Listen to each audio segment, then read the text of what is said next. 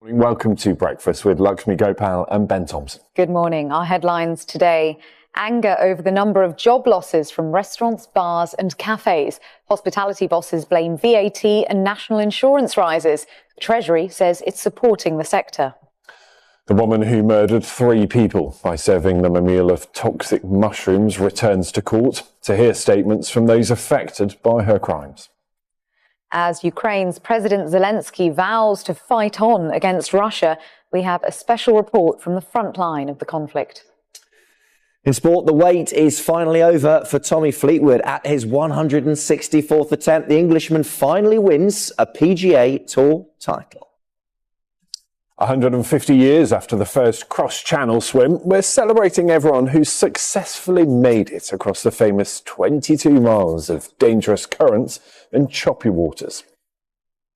Good morning. Today's going to be dry, sunny and very warm, or even hot for some of us, but there is rain in the forecast. It's coming in later, and that's going to lead us into an unsettled week. I'll have all the details coming up. Good morning, it's just after 6 o'clock. It's Monday the 25th of August. Now, leaders in the hospitality industry say that more than half of the UK's job losses since last year's budget have been in their sector. The group UK Hospitality says 89,000 roles have been lost since November, according to figures from the Office for National Statistics. The government says it's rolling out extra support for firms. Our business correspondent Mark Ashdown has more. The annual Pride Festival always brings a touch of razzmatazz to the streets of Manchester. The 4-day event is also a major boost for businesses, with pubs, bars and cafes enjoying bumper takings over the long bank holiday weekend. Atlas Bar in the city centre prides itself on its vast array of gins, 570 at last count. Over 25 years it has grown in popularity, but spirits have been low since last autumn's budget, which has resulted in additional costs and the need to trim jobs. For the owner, Mark, the past few years have taken their toll. There's a lot of businesses out there struggling massively. A lot of sleepless nights for a lot of people. I actually dismissed myself. I was on the payroll because I've kind of retired. I took minimum wage out. I fired myself to save some money. So I'm a charity worker. All I do is I'm an unpaid tax collector. That's how I see myself. We probably generate £300,000 or £400,000 for the government, this one business, and yet I get nothing from it. Analysis of official figures by UK Hospitality has found that out of nearly 165,000 job losses since the budget, 89,000 were in hospitality. That's 53% of all job losses in the UK over the past 10 months.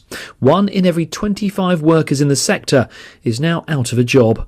We need urgent action at the budget by the Chancellor to turn this situation around, to turn those red flashing lights to green for growth. We need her to fix NICs, incentivise investment in people, deliver a full reform of business rates and cut the cost of doing business. And if she wants to drive demand and boost the economy, then a cut in VAT is the quickest way to deliver that, and a shot of oxygen to the high street, both hospitality and retail. The Treasury said pubs, cafes and restaurants were vital to communities and that it was cutting the cost of licensing to help them offer pavement drinks and al fresco dining. It said it's also capping corporation tax and extending business rates relief. 3.5 million people work in hospitality. There's concern across the sector at just how much of a drag the budget has been on businesses. They're hoping the next budget, due in a couple of months, brightens the mood. Mark Ashdown, BBC News. Well, let's look at some of the other big stories of today. A man who survived being fed poisonous mushrooms by an Australian woman, Erin Patterson, has told a court he forgives her. Ian Wilkinson was the only guest at Patterson's dinner party to survive. Our reporter Simon Atkinson joins us now. Simon, good morning. We've been hearing more about the impact of these crimes, haven't we? Yes, that's right. Ian Wilkinson's wife, Heather Wilkinson, was one of those who died at the lunch. She succumbed to eating those death cap mushrooms which Erin Patterson hid inside individual portions of beef Wellington. And Ian Wilkinson spoke very emotionally and passionately here in court today about his wife. He called her a great mother to our 4 children, somebody who's compassionate and brave and witty. His voice cracked and he broke down in tears when he said, I only feel half alive without her. And as you say, yes, there was a reaching out of forgiveness to Erin Patterson. He said, I bear her no ill will. I'm now no longer Erin Patterson's victim, he said, and she has become a victim of my kindness. We also heard a statement from Simon Patterson. He wasn't here in court in person, but his statement was read out by a relative. His parents, Don and Gail Patterson, also died in that meal. He is Erin Patterson's still legal husband. He said how much he missed his parents. And Erin Patterson, in the dock, as I looked across to her while these words were being read out, grew very emotional when he talked about the impact of this on the children that they had together. He said that their kids were still very strong in the circumstances, but they'd been left without grandparents and robbed of hope for the relationship that most children long for with their mother. He also said they're living in a broken home where almost everyone knows that their mother had killed their grandparents. We also heard from other family, including Don Patterson's 100-year-old mother, a very brief statement saying how sorry she was to have outlived her son. She portrayed a wonderful man who taught her how to use the internet and the computer, and it really was the final piece of these statements which really brought home how much these victims are still missed here in Australia. Our reporter Simon Atkinson, thank you. A memoir by Virginia Giuffre, who accused Prince Andrew and the disgraced financier Jeffrey Epstein of sexual abuse, is to be published in the autumn. Ms. Giuffre died in April this year. Her publisher said she wanted her memoir to be published in the event of her passing. It's expected to include details about her time with the Duke of York. Prince Andrew has denied all her claims about him and reached an out-of-court settlement with her in 2022, including a statement which contained no admission of liability or apology. A fairground worker who died at a seaside carnival in Whitley Bay has been named as Corrie Lee Stavers. The 28-year-old from Sunderland suffered head injuries after an accident at the fairground on Saturday. The Health and Safety Executive is investigating. Reform UK has told oil and gas firms to prepare applications for fracking licences. Nigel Farage met with the companies and has committed to lifting the ban on fracking if Reform are successful at the next general election. 2 oil and gas firms have already told the BBC they would invest in fracking if it had political support. The Liberal Democrats have accused the government of failing to address what they call the unsolved crime epidemic of shoplifting. The party studied House of Commons library data and found that nearly 290,000 shoplifting cases went unsolved across England and Wales between 2024 and this year. Now, according to the figures, more than half of investigations failed to identify a suspect. And the data showed that fewer than 20% of cases resulted in anyone being charged with an offence. The government said it's restoring visible neighbourhood policing, putting on extra patrols in town centres and bringing in new laws to tackle the problem. Our reporter Jeremy Ball joined police in Nottingham as they carried out raids connected with shoplifting. Helmets, battering rams and electric saws, a hunt for evidence of organised crime. This looks like a police crackdown on illegal drugs or weapons, but it's a response to the theft of everyday household items, nappies, baby clothes and cleaning products. Dozens of officers from 4 forces took part in an operation led by Derbyshire Police, descending on 8 homes around Nottingham's Broxtowe estate, searching for evidence including phones and stolen goods. Strike. Evidence that supermarkets across Derbyshire, Leicestershire, Nottinghamshire and Staffordshire have been targeted by a single criminal network. They'll come as a group, then split up, and then each individual will fill a shopping trolley, and they'll act in a way that they distract staff. They'll get into the thousands of pounds worth of goods at a time, and then what we think is that they're then coming back and obviously selling them goods for gain. And why does this matter to the rest of us? Organised retail crimes costing the UK economy, we believe, around £2 billion, if not more. That loss is then getting put onto everyday goods and driving up the price at the checkouts for honest people. Shoplifting figures soared across the country last year, and organised networks are just the tip of the iceberg. For more and more retailers, it's an occupational hazard. And the impact is huge. Every week here in the East Midlands, several hundred shoplifting offences are being recorded. And of course, that's before you start counting crimes that the police haven't been told about. At Errol's traditional shoe repair shop, he's taking traditional precautions. As you can see, I sell suitcases tied up, shopping trolleys. His wares tied together or locked in display cabinets. A lady came in with a daughter. The daughter was about 6, 7. I was looking for something for her, and she tells her to take one of my shopping trolleys and wait outside. You know, and when I said to her, well, you owe me so much for the shoes plus the shopping trolley. What shopping trolley? I says, the one that your daughter's just took. Get back in here with that shopping trolley. What have I told you before? You know, so that's the sort of thing you're dealing with. Back in Broxtowe, the Derbyshire-led police operation made 10 arrests. Female suspects from 17 to 63 years old, all questioned on suspicion of theft and involvement in organised crime. Some are also suspected of possession of drugs and weapons. An 11th suspect handed herself in. They've all been released while this investigation continues. Jeremy Ball, BBC News. Now, 12 minutes past 6. How about these for some images for a bank holiday weekend? The village of Ackworth in West Yorkshire. You may have noticed these rather unusual goings-on. The village hosted its annual fancy dress pram race. Yes, you heard me right.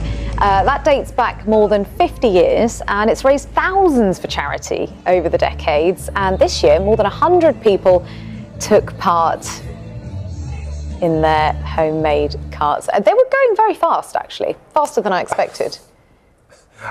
That wasn't a pram. That's all I'm going to say. It was like a bike. Well, I mean, there's not much room between a bike and a pram. Just a couple of wheels and a baby. Yeah, but you're going to fit a fully grown adult in a pram. That's what I want to see. That's what I'm here for on a bank holiday weekend. We'll try and make sure we get that ready for you. Thank you. Now let's see if someone can save us from this. Carol with the weather. Good morning, Carol. Morning. Good morning, both. Good morning to you too. We're starting off this morning with some low clouds and mist and fog, especially across parts of Scotland and especially in Shetland, where it will linger for much of the day. But for most of us, it's going to be dry, sunny and very warm or even hot. We could see temperatures potentially 29, even possibly 30 degrees. But we do have rain coming in to the west and windier conditions later on. And if you're crying out for rain, this is a week for you because it is going to be much more unsettled with all of us seeing some rain at times. Now this morning when we lose the mist and fog, we've got some high cloud which is veering from the west towards the east, turning the sunshine hazy at times, but a lot of dry weather, a lot of sunshine. The wind's picking up out towards the west and then later we'll see the rain arriving in Northern Ireland. These are our temperatures. We could reach 28, 29, as I mentioned, possibly 30 across the West Midlands, Wales and through Cheshire, Merseyside, Greater Manchester. And in fact, there's a potential we could have the warmest late bank holiday on record in Wales and Northern Ireland. As we push further north, Aberdeen, seeing also 26 degrees. Now through this evening, there'll be some evening sunshine to enjoy. Our band of rain will continue to move from the west towards the east. It could be heavy and thundery in places, won't reach the far southeast before the end of the night. And these are overnight lows, 12 to about 16 degrees. Tomorrow we pick up this band of rain. Again, there's a chance it could be the odd rumble of thunder on it. It turns more showery as it pushes eastwards. Then we're back into sunshine and scattered showers before more rain will arrive later on in the day. And temperatures down a touch on today. Laxmi and Ben. Carol, thank you. Really useful to have that information ahead of the week. Thank you. We'll talk to you later. Thanks, Carol. Now the time is 14 minutes past 6 and there's a warning from senior doctors of a possible surge in measles cases if people don't come forward and get vaccinated. Yeah, the uptake of childhood jabs, including from measles, mumps and rubella, is the lowest it's been for a decade. Some medics say that's due to the spread of misinformation online. Alistair Fee has the latest. Are you ready? Albie has just turned 1. Today, his mum Harriet has brought him to their GP surgery in Horndean for a vaccination that could save his life. Like other parents, she's heard that cases of measles have been on the rise. It's very worrying. At the end of the day, we don't know what they will and won't get, and if there's any way we can prevent them from getting it, then of course we want to do what we can to avoid it. Uptake of childhood vaccinations, including for measles, mumps and rubella, or MMR, is the lowest it's been in a decade. There have been 29 confirmed cases of measles in Hampshire and the Isle of Wight this year, and that's worrying doctors. It can initially give you just the symptoms of cold, but then the complication can be quite severe. It can affect the brain, the lungs, and the child can get quite ill very quickly and then end up in hospital, and in some cases can lead to death. Full protection requires 2 doses of the MMR vaccine. While children are of course the most vulnerable, this vaccination message is also important for adults too. I'm concerned about the rise in measles we've seen across the country and across the world, and as people are travelling over the summer and going back to school, the concern is that may spread more. We have good uptake, but it's really important that we keep that uptake further raised so that we have protection for the whole population and the vulnerable people in our society. Good boy. Nina has friends who are not coming forward, in some cases because of what they've seen on social media. Some of them say no, some of them say yes. It's their decision on their beliefs. I did the research and I'm happy with having vaccinations or MMR or any others. All vaccination, not just MMR, go through a lot of testing and safety testing and monitoring, and once that has passed, that's when they get licensed. And even when they get licensed, the monitoring and the testing does not stop. We have an excellent record of safety for that vaccine. So I can assure everyone these vaccinations go through a lot of safety checking before they are licensed. Right, little chicken. See you later. Health leaders say there's no age limit to getting vaccinated and want to remind people it's free. To help increase uptake in children, the very young, like Albie, can now get their second dose at just 18 months. Alistair Fee with that report there. Let's take a look at the front of today's newspapers, and President Donald Trump is preventing Ukraine from firing long-range missiles into Russia. So says the Daily Telegraph. The Pentagon review was introduced in an effort to get Vladimir Putin to engage in peace talks. Guardian leads with MPs reporting a sharp rise in online abuse linked to the immigration debate. Several MPs say they've received death and rape threats over their stance on protests at hotels used to house asylum seekers. The Daily Mail reports Buckingham Palace is bracing for fresh revelations when the memoir of Virginia Giuffre is published this autumn. Ms Giuffre, who died earlier this year, sued Prince Andrew, saying he'd sexually assaulted her when she was 17. Prince Andrew, who reached an out-of-court settlement with her in 2022, in which he accepted no liability, denies all the claims against him.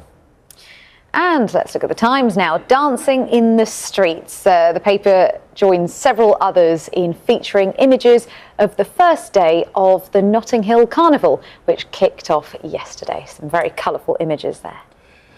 Thoughts on having a phone at the dinner table? Well, I would say just hygiene-wise, it's not ideal because, you know, your phone has a lot of bacteria on it because you use it a lot and without washing your hands necessarily all the time. There's just a lot of I didn't think of that, actually. But apparently... Well, now you will. Well, no, that's really important because a lot of people are saying as well, they'll actually sit at the table, but they'll scroll, they'll watch TV or scroll on their phone rather than actually talk to anyone at the dinner table. I understand watching TV because that's kind of a classic. I mean, that's how TV dinners was a thing, wasn't it? You know, watching TV while you eat, I think, is quite common. 3% eat their dinner in a bedroom.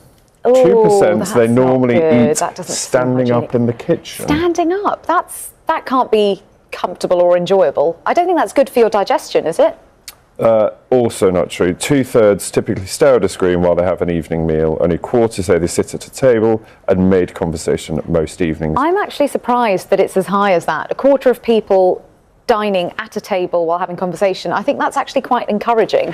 But it's like the phone has to be aware. You can't have it sort of sat on the table because then it's like you've got something waiting for something better to come along. Well, do you know, to be aware. We used to, when I went out for dinner with friends, we'd try and put all our phones in the middle of the table so that nobody was tempted to look at it. The first person who picks it up has to pay the bill. For it. That's exactly. how it works.